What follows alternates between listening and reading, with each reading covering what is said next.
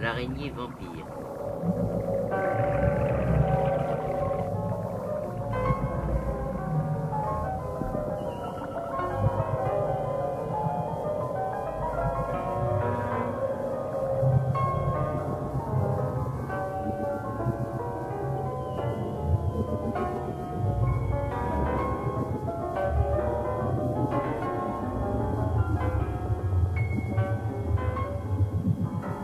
L'araignée vampire.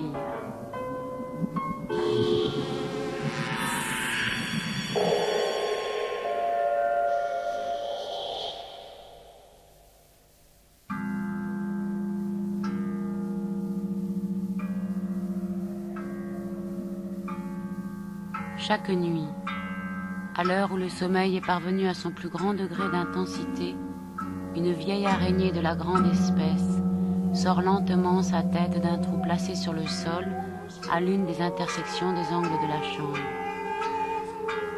Elle écoute attentivement si quelque bruissement remue encore ses mandibules dans l'atmosphère.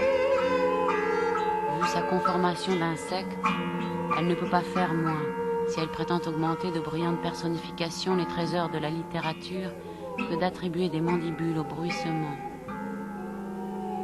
Quand elle s'est assurée que le silence règne aux alentours, elle retire successivement des profondeurs de son nid sans le secours de la méditation les diverses parties de son corps et s'avance à pas comptés vers ma couche. Chose remarquable, moi qui fais reculer le sommeil et les cauchemars, je me sens paralysée dans la totalité de mon corps quand elle grimpe le long des pieds d'ébène de mon lit de satin. Elle m'étreint la gorge avec les pattes et me suce le sang avec son ventre. Prends garde à toi, tarentule noire, si ta conduite n'a pas pour excuse un irréfutable syllogisme. Une nuit, je me réveillerai en sursaut, par un dernier effort de ma volonté agonisante. Je romprai le charme avec lequel tu retiens mes membres dans l'immobilité, et je t'écraserai entre les os de mes doigts comme un morceau de matière mollasse. Cependant, je t'ai donné la permission de laisser tes pattes grimper sur l'éclosion de la poitrine et de là jusqu'à la peau qui recouvre mon visage. Par conséquent, je n'ai pas le droit de te contraindre.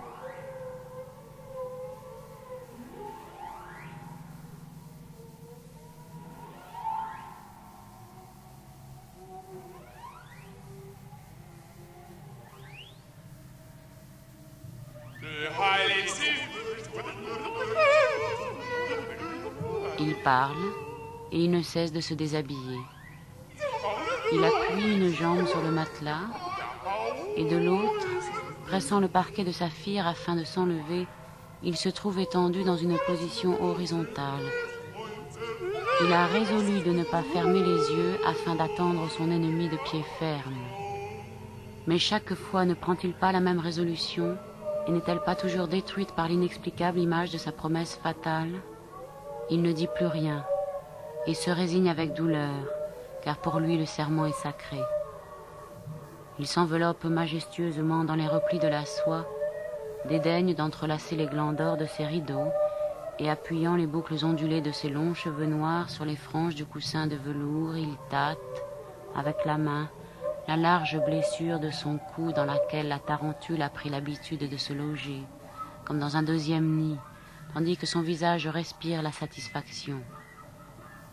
Il espère que cette nuit actuelle, espérée avec lui, verra la dernière représentation de la succion immense, car son unique vœu serait que le bourreau en finît avec son existence, la mort, et il sera content.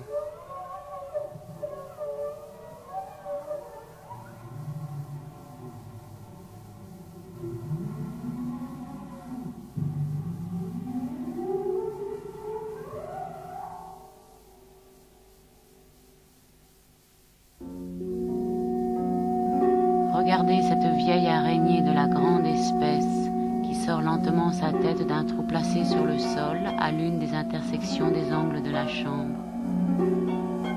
Nous ne sommes plus dans la narration. Elle écoute attentivement si quelque bruissement remue encore ses mandibules dans l'atmosphère.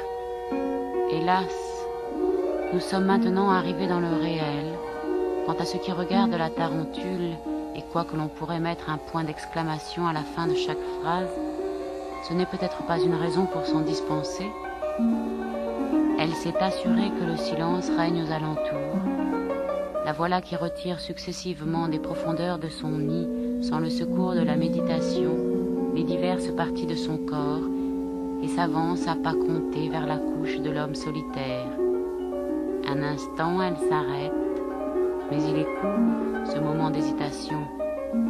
Elle se dit qu'il n'est pas temps encore de cesser de torturer et qu'il faut auparavant donner aux condamnés les plausibles raisons qui déterminèrent la perpétualité du supplice.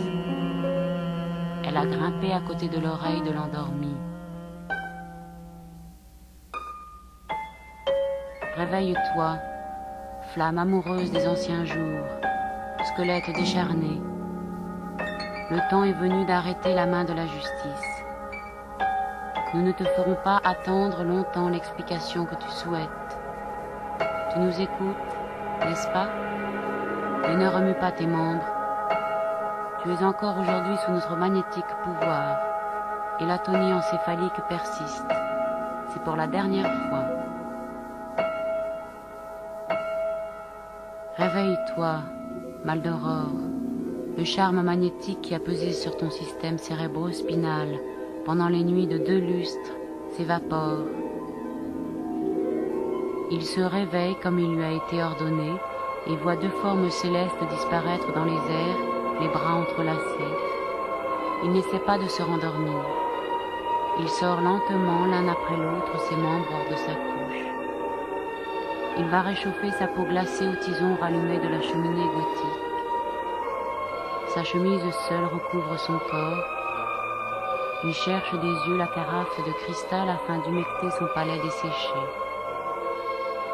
Il ouvre les contrevents de la fenêtre. Il s'appuie sur le rebord.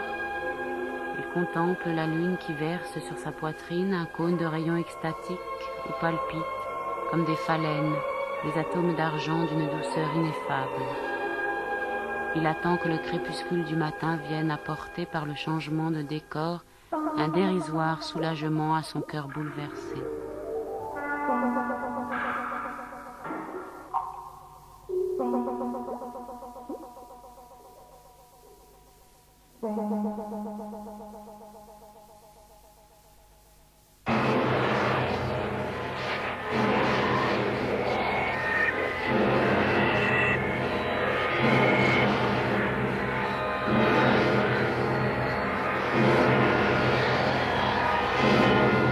Maldoror, feuilleton,